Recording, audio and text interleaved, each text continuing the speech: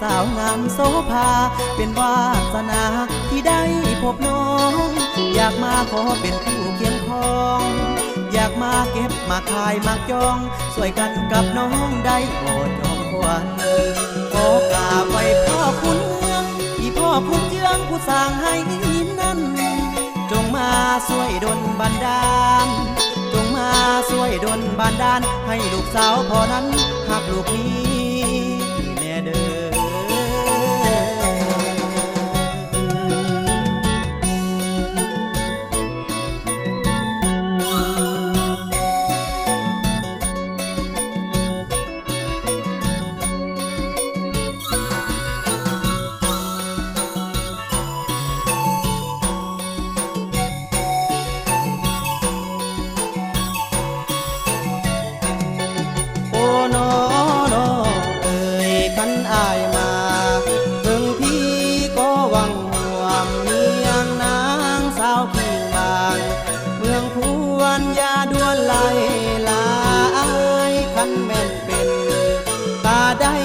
สารใส่นลงใส่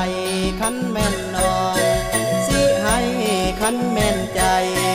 น้องพร้อมสิยอบวนให้สู้อันได้น้อง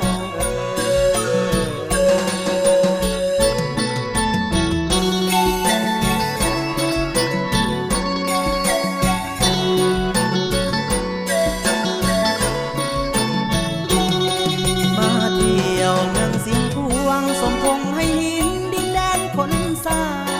ได้พบสาวงามโสภาเป็นวาสนาที่ได้พบน้องอยากมาขอเป็นคู่เคียงคองอยากมาเก็บมาขายมาจองสวยกันกับน้องได้โปรดยอมควันขอกราบไว้พ่อคุณเมืองที่พ่อคุณเจืองผู้สร้างให้นั้นจงมาช่วยดลบันดาล